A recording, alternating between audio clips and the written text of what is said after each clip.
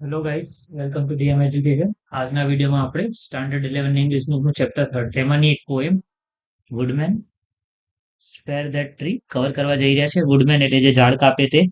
બરાબર, અહીંયા MEN છે, મતલબ પ્લુરલ છે. સિંગ્યુલર હોય તો MAN. બરાબર, સ્પેર કરવું એટલે છોડી દેવું. ધેટ ટ્રી, વુડમેન એમ કહે છે આ ઝાડને કાપો નહીં, એ ઝાડને છોડી દો.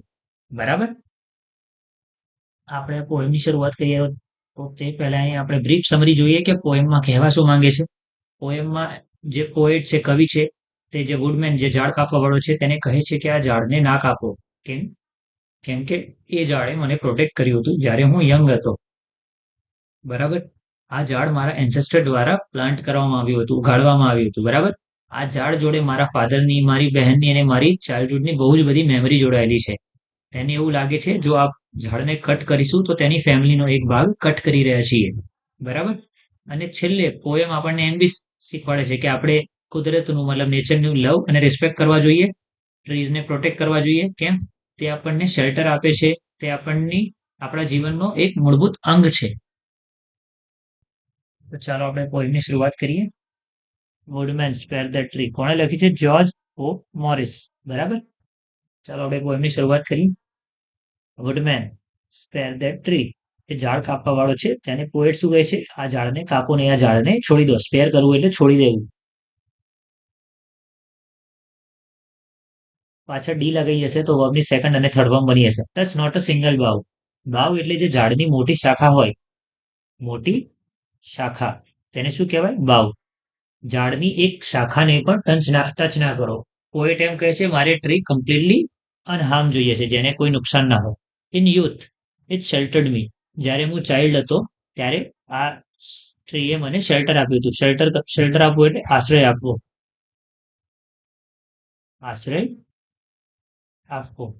પાછળ ડી લાગી જશે, ઈડી, તો વર્બની સેકન્ડ અને થર્ડ ફોર્મ બની જશે. જ્યારે હું યુવાન હતો ત્યારે ટ્રી મને પ્રોટેક્ટ કરતું હતું. તડકો હોય તો છાંયડો આપે, વરસાદમાં પલળી ના જવું એટલે વરસાદની એની ઝાડની શેડ નીચે તેણે શેલ્ટર લીધું હતું. And I will protect it નાવ. બરાબર, જ્યારે હવે હું મોટો થઈ ગયો છું તો હું આ ઝાડને પ્રોટેક્ટ કરીશ, જે રીતે તેણે મને, હું ચાઇલ્ડ હતો જ્યારે પ્રોટેક્ટ કર્યું હતું ત્યારે. ટ્વાસ માય ફોર ફાધર્સ હેન્ડ. ટ્વાસનો મતલબ શું થશે અહીંયા? It was. તમે ઇટ વોઝ નું પ્રોનાઉન્સિએશન જોડે કરશો તો તમને ટ્વાસ જેવું જ લાગશે. બરાબર, ટ્વાસ my four fathers hand. Four father એટલે ફોર આર્મ હોય, આર્મ એટલે હાથ, આગળ હાથની આગળનો ભાગ એટલે ફોર આર્મ. ફોર હેડ હોય, હેડની આગળનો ભાગ ફોરહેડ. બરાબર, તો ફાધરની પહેલાના મતલબ તેના પૂર્વજ. It was my forefather's, એમાં મારા પૂર્વજોનો હાથ હતો. શામાં? That placed it near his cot. આ જે છોડ ઉગાડ્યો, જે ઝાડ ઉગાડ્યું, તો તે ત્યાં ક્યાં ઉગાડ્યું હતું? એના કોટની નજીક. કોટ એટલે લિટલ કોટેજ, મતલબ નાનું જે ઘર હોય એને લિટલ કોટેજ કહેવાય. તો અહીંયા કોટ એટલે લેખકનું, જે પોએટ છે તેનું ઘર. બરાબર, there, woodman let it stand. એ આ ઝાડને ત્યાં ને ત્યાં જ રહેવા દે, તેને કાપો નહીં. વુડમેનને પોએટ કહે છે. અહીંયા ધેર લખ્યું છે, ધેર, હિયર. આ બધા કયા ટાઈપના પ્રોનાઉન છે? ડેમોન્સ્ટ્રેટિવ પ્રોનાઉન. કયા ટાઈપના પ્રોનાઉન છે? ડેમોન્સ્ટ્રેટિવ. બરાબર, MCQ માં પૂછી લે તો કયા ટાઈપનું પ્રોનાઉન? તો ડેમોન્સ્ટ્રેટિવ pronoun. thy ex shall harm it not. બરાબર, thy ex shall harm it not. આપણને ખબર છે સિંગ્યુલર અને પ્લુરલની table. Singular, plural. I, we, you, he, she, it. આનું પ્લુરલ થશે they. તો અહીંયા thy લખ્યું છે. યુ પહેલા જ્યારે શેક્સપિયર ને બધા પોએમ લખતા હતા તો યુ પ્લુરલ હોય તો યુનું સિંગ્યુલર ફોર્મ એ લોકો શું યુઝ કરતા હતા? દાય. દાય મતલબ યુ સિંગ્યુલર ફોર્મમાં. બરાબર, યોર એક્સ, એક્સ એટલે કુહાડી. બરાબર, AX કે AXE. Shall harm it not, આ ઝાડને તારી કુલાડી નુકસાન ના પહોંચાડવી જોઈએ. સ્પીકર તને આ ઝાડ કાપવા નહીં દે, મતલબ જે પોએટ છે તે તને આ ઝાડ કાપવા નહીં દે. That old familiar tree. બરાબર, આ ઝાડ છે બહુ જૂનું છે, મારી ફેમિલીના મતલબ જે પોએટની ફેમિલીના બધા એને જાણે છે. હુઝ ગ્લોરી, કે જેની ગ્લોરી, યશ, ગાથા અને કીર્તિ ફેમસ છે. રિનોન ના સિનોનિમ તમને કીધું હતું એક વિડીયોમાં આગળ.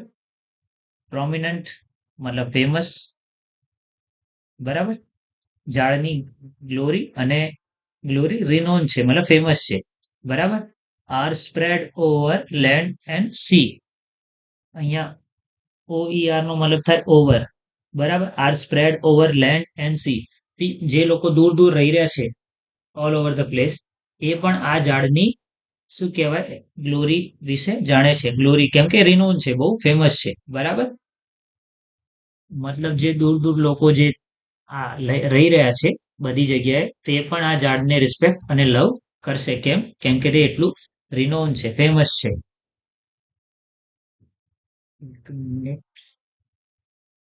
And wouldst thou hew it down?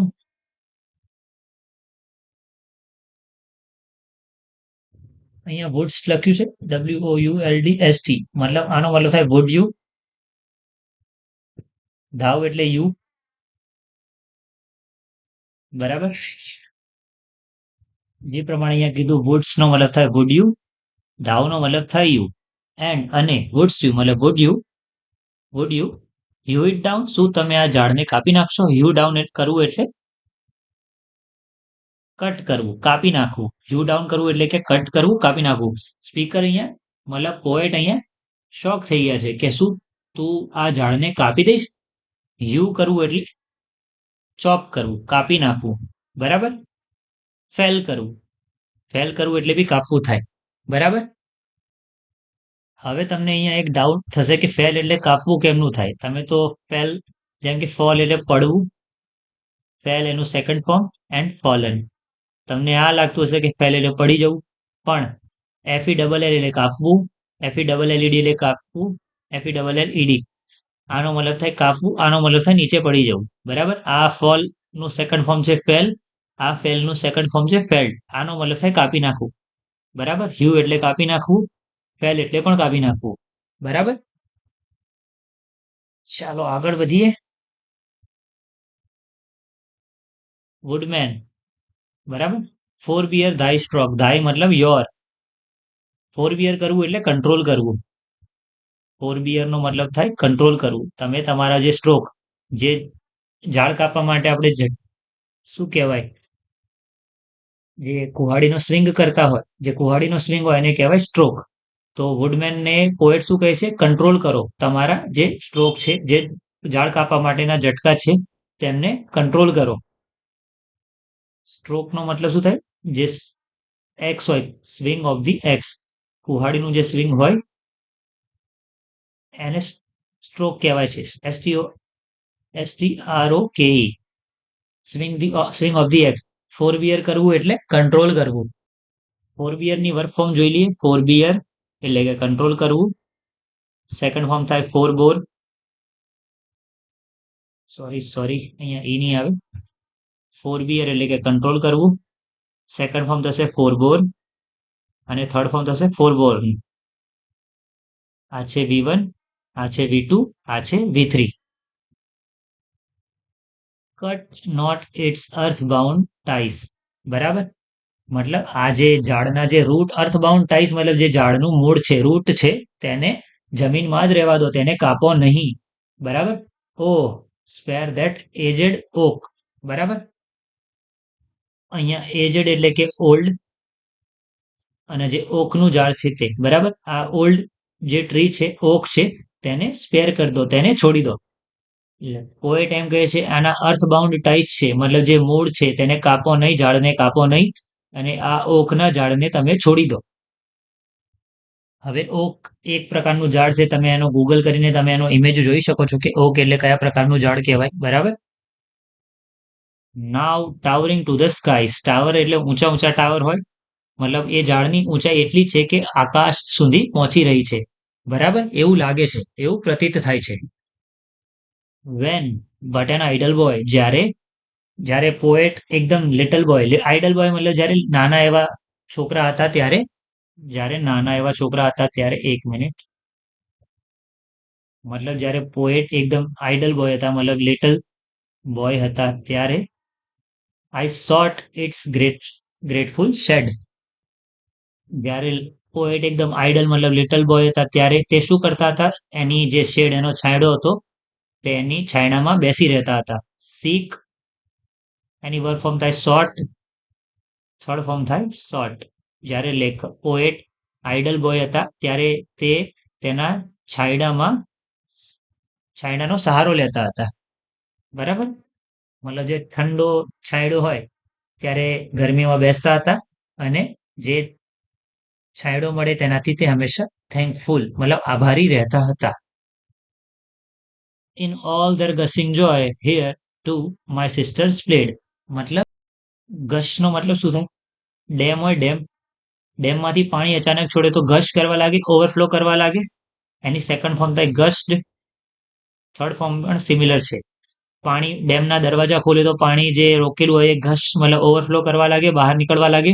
તો તેમજ મારી જે બહેનો હતી અહીંયા રમતી હતી, તે તેમનો જે જોય આનંદ હતો એ ગશ કરતો હતો, મતલબ ઓવરફ્લો કરતો હતો. મતલબ જે પોએટ છે તેમની બહેનો ખુશીથી ઓવરફ્લો થઈ જતી હતી, એક્સાઇટમેન્ટથી, કેમ કે તેમની જે બહેનો હતી તે પણ આ ઝાડ નીચે રમતી હતી. બરાબર. My mother kissed me here. તેમ પોએટની જે માતા હતી તેમણે આ ઝાડની નીચે તેમને હગ કરતી હતી, કિસ કરતી હતી. બરાબર, આ એક સ્વીટ મેમરી હતી પોએટની. બરાબર. માય ફાધર તેમના પોએટના પિતા પ્રેસ્ડ માય હેન્ડ, મતલબ મારા પિતાજી મારો હાથ એકદમ વોર્મલી પકડતા હતા આ ઝાડ નીચે બેસીને. બરાબર. Forgive this ફુલિશ tear. મારા જે ફુલિશ આંસુઓ છે તેમને માફ કરી દો. બરાબર. ફરગીવ કરવું એટલે માફ કરવું. ફરગીવ, ફરગેવ, ફોરગીવન. બરાબર. પોએટ એમ કરી છે મને માફ કરી દો કે હું રોઈ રહ્યો છું. તમને આ બહુ પાગલપન જેવું લાગશે, ફુલિશ જેવું લાગશે, પણ હું આ મોમેન્ટમાં ઇમોશનલ ફીલ કરી રહ્યો છું કેમ કે આની જોડે મારી યાદો જોડાયેલી છે. બરાબર. બટ પરંતુ let that old oak stand. આ ઝાડને કાપો નહીં, જે ઝાડ જેમ છે તેને તેમ જ તેમ રહેવા દો. આ ઝાડને કાપો નહીં કેમ કે તેમ મારી આ ઝાડ જોડે બહુ જ યાદો જોડાયેલી છે. મારી મારી બહેનો આ ઝાડ નીચે રમતી હતી. મારી મધર મને હગ અને કિસ કરતી હતી. મારા ફાધર મારો હાથ આ ઝાડ નીચે પકડીને બેસી રહેતા હતા. બરાબર. એટલે હું આ મોમેન્ટ પર ઇમોશનલ ફીલ કરી રહ્યો છું, જેથી મને રોવાનું આવી રહ્યું છે. તેથી હું તમને વિનંતી કરી રહ્યો છું કે તમે આ ઓકના ઝાડને કાપો નહીં. બરાબર. તો અહીંયા આ પોએમ પૂરી થાય છે. અહીંયા જે પોએટ છે એ ઝાડને બહુ પ્રેમ કરે છે કેમ કે તેમણે જ્યારે ચાઇલ્ડ હતા ત્યારે આ ઝાડે સેફ રાખ્યું હતું. તેની ફેમિલીની એકદમ પ્રીશિયસ મેમરી છે, તે આ ઝાડ જોડે જોડાયેલી છે. તો આ વુડમેન જે ઝાડ કાપવા આવ્યો છે તો પોએટ તેને કહે છે કુદરતની રિસ્પેક્ટ કરો અને પીપલની ફિલિંગ્સની બી રિસ્પેક્ટ કરો. બરાબર. અહીંયા ઝાડને સેવ કરવું એક પ્રત્યાભાર થઈ શકે, એન્વાયરમેન્ટ પ્રત્યેનો પ્રેમ પણ થઈ શકે. બરાબર. ચલો આપણે એની ગ્લોસરી પણ જોઈ લઈએ. વુડમેન શું કહે છે? Spare that tree. આ ઝાડને છોડી દો, આ ઝાડને હર્ટ કે હાર્મ ના કરો. હાર્મ એટલે કે નુકસાન પહોંચાડવું. સેકન્ડ ફોર્મ થશે ઈડીમાં વર્બની સેકન્ડ અને થર્ડ ફોર્મ સિમિલર છે. આ ઝાડ હતું તેણે તેના ચાઇલ્ડમાં યુથ હતા ત્યારે તેમને શેલ્ટર આપ્યું હતું, આશ્રય આપ્યું હતું, પ્રોટેક્ટ કર્યું હતું. વુડમેન શું લઈને આવ્યો છે? એક્સ લઈને આવ્યો છે, કુહાડી લઈને આવ્યો છે. શું કરવા? હ્યુ કરવા, ઝાડને કટ ડાઉન કરવા. તો પોએટ શું કહે છે? તમે તમારા જે એક્સના જે સ્ટ્રોક છે, એક્સના સ્ટ્રોક છે તેને ફોરબિયર કરો, કંટ્રોલ કરો, અને આ ઝાડના અર્થબાઉન્ડ ટાઈસ છે મતલબ જે રૂટ છે તેના મૂળ છે તેને કટ ના કરો. કટની થર્ડ ફોર્મ કટ, કટ અને કટ બધી સિમિલર જ છે. બરાબર. અહીંયા જ્યારે ઝાડની જે પોએટ હતા તેમની સિસ્ટર આ ઝાડ નીચે રમતી હતી તો તેમનો જે આનંદ હતો એ ઓવરફ્લો કરતો હતો. બરાબર, ગશ કરતો હતો. ગશની મેં તમને વર્ડ ફોર્મ કીધી ગશ. ઈડી લાગી જશે તો વર્બની સેકન્ડ અને થર્ડ ફોર્મ બની જશે. બરાબર. તો જેમ ડેમના દરવાજા ખોલીએ તો પાણી ગશ થતું હોય, ઓવરફ્લો થઈને નીકળે, તો સેમ જ્યારે સિસ્ટર જે પોએટની જે સિસ્ટર હતી ઝાડ નીચે રમતી હતી ત્યારે તેમનો આનંદ હતો એ ગશિંગ કરતો હતો મતલબ ઓવરફ્લો કરતો હતો. અહીંયા ગ્લોસરી કવર થઈ ગઈ. હવે અમે ટાટ એચએસ માટે કોમ્પ્રિહેન્સિવ બેચ લોન્ચ કરી છે જેની પ્રાઇસ રાખી છે અમે 999. બહુ જ અફોર્ડેબલ છે. બરાબર. આની વેલિડિટી એક્ઝામ સુધી રહેશે. આમાં આપણે 11-12 ની પૂરી સ્ટાન્ડર્ડ બુક કવર કરીશું ફૂલ. ગ્રામર પણ એક્સપ્લેન કરવામાં આવશે જે પ્રમાણે ચેપ્ટરમાં દેખાશે તેમ. વોકેબ્લરીનું ઓરિજિન, સિનોનિમ, એન્ટોનિમ બધું કહેવામાં આવશે. જેમ જેમ ચેપ્ટરમાં શબ્દ આવતા રહે તેમ તમને પીડીએફ નોટ્સ આપવામાં આવશે દરેક ચેપ્ટર પછી, બરાબર. પછી તમને ડિસ્ક્રિપ્ટિવ જે તમે એક્ઝામમાં આન્સર રાઇટિંગ કરશો પાર્ટ 2 પેપર 2 માં, તો તેની માટે તમને પ્રેક્ટિસ મળી રહે તે માટે તમને પ્રેક્ટિસ ક્વેશ્ચન આપીશું. તેનું તમને ઇવેલ્યુએશન પણ કરી આપવામાં આવશે જેથી તમને ખબર પડે તમે તમારી આન્સર રાઇટિંગમાં ક્યાં પાછળ પડી રહ્યા છો, બરાબર. કન્સેપ્ટ ક્લેરિટી હશે, વોકેબ્લરીનો પાવર હશે અને એક્ઝામ ફોકસ અપ્રોચ હશે, તો તમે ટાટ એચએસની એક્ઝામ ઇઝીલી કવર કરી શકશો. તમે અમારું એપ્લિકેશન પણ ડાઉનલોડ કરી શકો છો પ્લે સ્ટોર પરથી. ડીએમ એજ્યુકેશન નામનું આનો સિમ્બોલ છે, બરાબર. તમને બેચના રિલેટેડ કોઈ પણ ક્વેરી હોય તો તમે આ નંબર પર અમને વોટ્સએપ મેસેજ કરી શકો છો. અમે તમારી ક્વેરી પણ સોલ્વ કરી દઈશું, બરાબર. સેમ જ બેચ એચએસ અને એસ બંનેની કમ્બાઇન બેચ પણ લોન્ચ કરવામાં આવી છે જેની પ્રાઇસ રાખવામાં આવી છે 1499. એની પણ વેલિડિટી એક્ઝામ સુધી રહેશે. તેમાં 9 થી 12ની બુકનું પૂરું કવરેજ કરવામાં આવશે. જેમ જેમ ચેપ્ટરમાં ગ્રામર આવશે તેમ એનું એક્સપ્લેનેશન આપવામાં આવશે. વોકેબ્લરી તો તમને વિડીયોમાં ખબર જ છે, તમને બધા સિનોનિમ, એન્ટોનિમ પણ કહીએ છીએ, ઓરિજિન પણ જ્યાં જ્યાં પોસિબલ હોય ત્યાં કહીએ છીએ.